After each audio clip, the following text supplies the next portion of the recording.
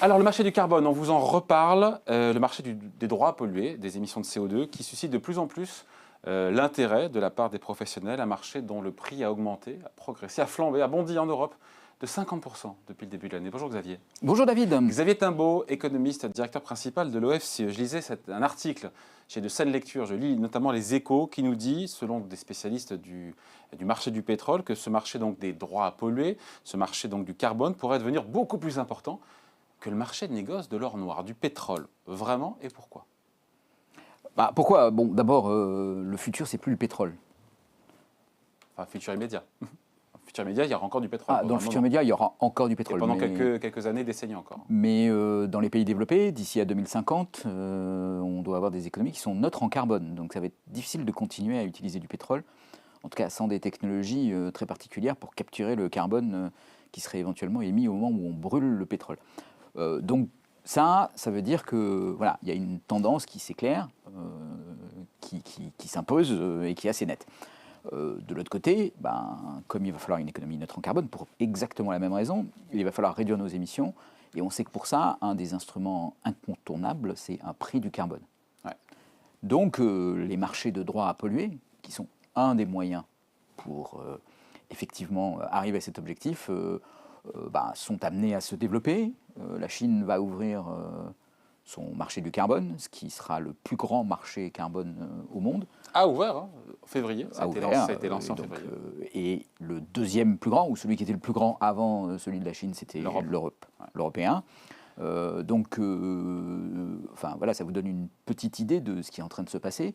Juste pour donner un ordre de grandeur, le marché européen, en gros, c'est un peu moins de 200 milliards d'euros en 2020. 200 milliards d'euros en 2020 de droits à polluer échangés. Donc vous imaginez, quand on rajoute un nouveau marché qui est encore plus grand que celui-là, on arrive en même temps, la Chine, c'est 30% des émissions de CO2 dans le monde. Oui, c'est normal que ces vocations de devenir le premier marché mondial. Il n'y a aucune embrouille derrière tout ça, effectivement. Oui, c'est un gros émetteur de CO2, et donc c'est un gros marché, forcément. Qu'on comprenne juste, encore une fois, pourquoi il y a ce marché, encore une fois, des droits d'émission de CO2. C'est que derrière, il y a notamment en Europe, la Commission européenne, je ne sais pas, qui fixe des quotas pour les industriels, c'est ça? Pour qu'ils ne puissent pas dépasser tel niveau? Je pose la question ouvertement là. Oui, c'est une question qui, vous avez raison, est un peu compliquée. On comprend bien derrière. Donc le marché européen, il a été créé après les accords de Kyoto. Il s'impose à tous les pays européens pour les unités de production qui dépassent une certaine taille. Ça concerne en gros 40% des émissions de CO2 de l'Union européenne, ce qui est déjà pas mal. Et ce que ça veut dire, c'est que quand vous faites fonctionner une de ces unités de production, une centrale électrique à charbon, mais ça peut être aussi une cimenterie ou enfin tout un tas d'installations industrielles. Vous devez, pour pouvoir la faire fonctionner et émettre du CO2 en fonction de votre technologie et des processus de production que vous engagez, vous devez acheter des droits à polluer sur ce marché carbone si européen. On dépasse? Non, vous devez les acheter pour votre première émission. Alors il se trouve que vous avez des quotas gratuits qui vous sont attribués. Donc ceux-là, vous n'avez pas besoin de les acheter. Mais pour chaque tonne émise, vous devez pouvoir produire un quota. Pourquoi est-ce que les industriels achètent, encore une fois, ces quotas de CO2? C'est pour compenser les émissions de gaz à effet de serre, c'est ça? Dans ces cas-là, pourquoi est-ce qu'ils ne réduisent pas directement leur gaz à effet de serre? Et puis, plutôt que d'acheter les droits à polluer pour acheter les droits à polluer? L'idée, c'est que, justement, ils vont les acheter. Alors, ils sont obligés de les acheter quand ils émettent une tonne de CO2 pour qu'ils soient confrontés à un problème de coût qui est, mais si j'avais un moyen d'éviter cette tonne, combien ça me coûterait? Et est-ce que par hasard, ça ne me coûterait pas moins que le droit à polluer que je vais acheter? Et si j'ai un droit à polluer qu'on m'a donné gratuitement, par exemple, et que son prix sur le marché du carbone, c'est 50 € la tonne, ça veut dire que si...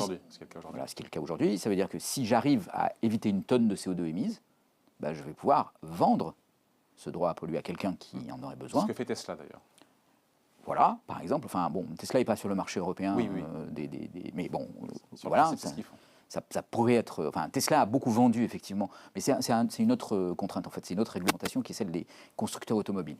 Donc, voilà. Mais c'est un peu le principe. Vous en avez trop, et à ce moment-là, vous pouvez les vendre à ceux qui en ont besoin. Et donc, à ce moment-là, pour chaque tonne de CO2 économisée, ça vous permet d'empocher 50 € sur une tonne. Alors, quel est l'intérêt de cet instrument? L'intérêt, c'est de vous dire, si vous avez une technologie, un investissement, une façon de faire qui vous permet d'économiser une tonne, et que ça vous coûte moins de 50 €, vous allez immédiatement le mettre en place.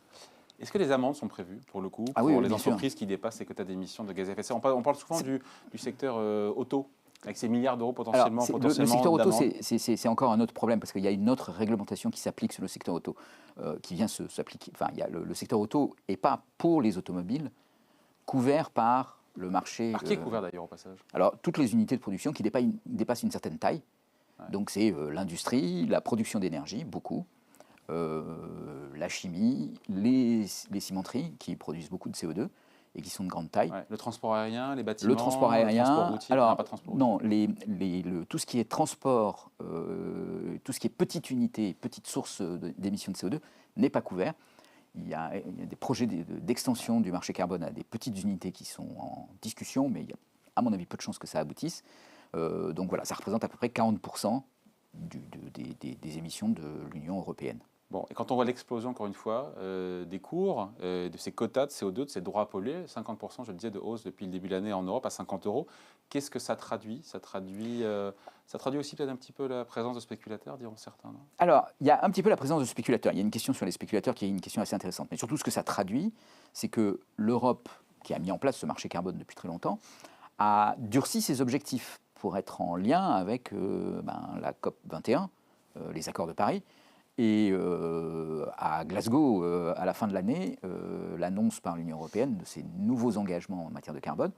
Vous avez peut-être entendu parler du fait qu'on visait d'ici à 2030 une réduction de 55% des émissions de CO2. Donc ça veut dire que pour arriver à effectivement réduire de 55% les émissions de CO2, il va falloir durcir Et donc un prix des droits à polluer plus cher que 50 euros la tonne. Exactement. Donc, on n'est pas au prix. Alors c'est quoi d'ailleurs le bon prix?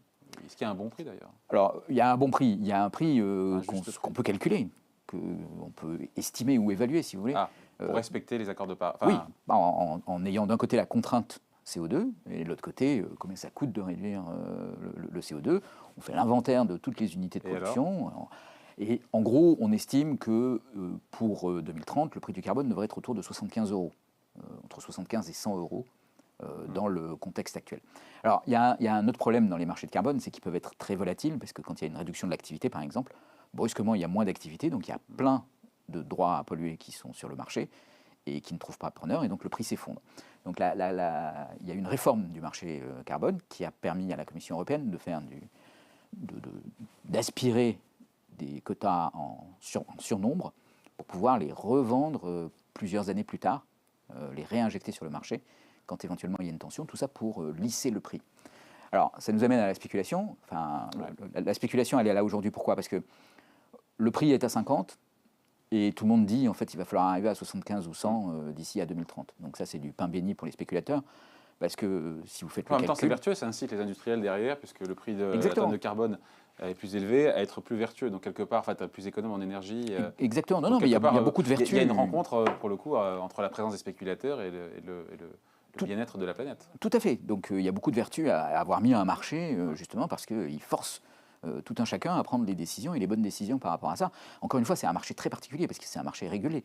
Vous voyez, quand une entreprise émet du CO2 sans avoir des droits à polluer, elle est soumise à une amende et elle doit payer en plus les droits, elle doit acheter les droits qu'elle n'a pas produits, donc qu'elle n'a pas montré. Donc il y a des fortes incitations.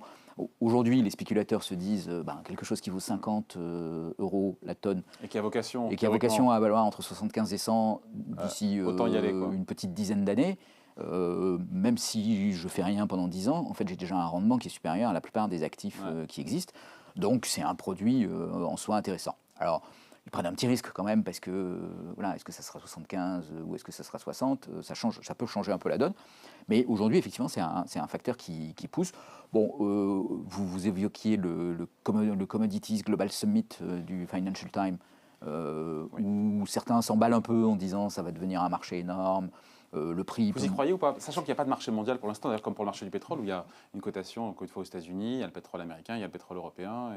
Le pétrole, ça reste quand même aujourd'hui, enfin, il y a quand même 100 millions de tonnes, enfin un peu moins de 100 millions de tonnes par jour qui sont consommées de pétrole, 100 millions de barils qui sont consommés par jour, à 70 euros le baril. Vous faites le calcul, en fait, vous êtes sur un ordre de grandeur, en gros, qui est dans un rapport 1 à 10 avec le marché européen. Donc vous êtes encore assez loin du dépassement par les marchés carbone du marché du pétrole. Mais si vous regardez un tout petit peu plus loin sur l'horizon, vous vous attendez plutôt à une extension des marchés carbone, à une montée des prix. Ouais. Et de l'autre côté, sur le pétrole, on ne sait pas trop ce qui va se passer, mais il y a plutôt une stagnation de la demande, voire on va commencer à atteindre une diminution de la demande.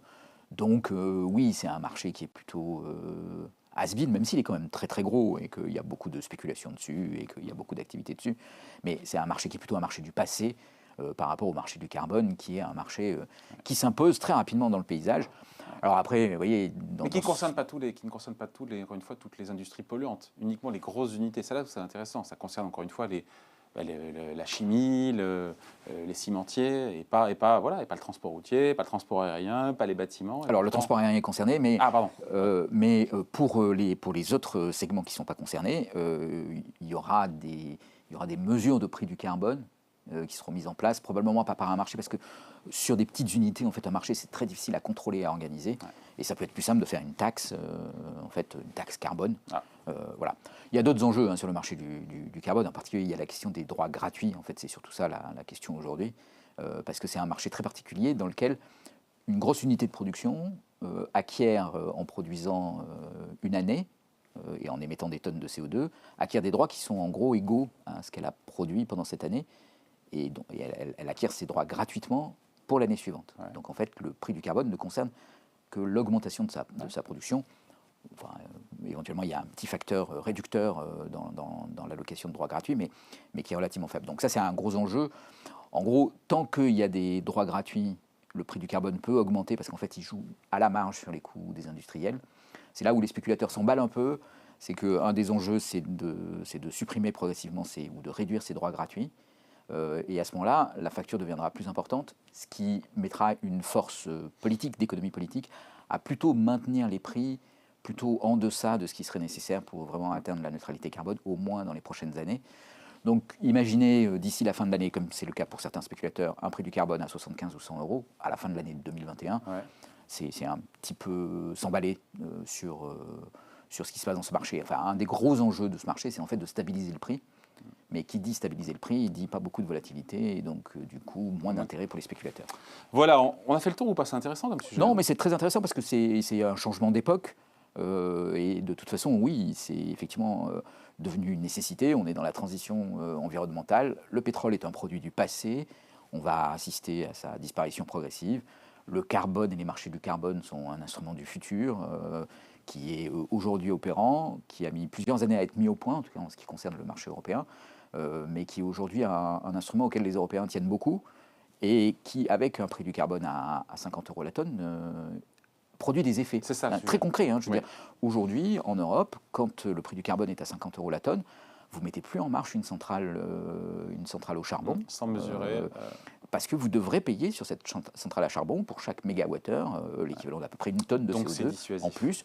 Et donc c'est dissuasif et vous allez préférer une centrale à gaz ou du biogaz dans lequel vous allez pouvoir faire une économie significative. Donc oui, ça a un effet très concret aujourd'hui. Et vertueux. Voilà. Allez, merci beaucoup. Explication, décryptage signé Xavier Timbaud, directeur principal de l'OFCE. Merci Xavier. Merci David. Salut.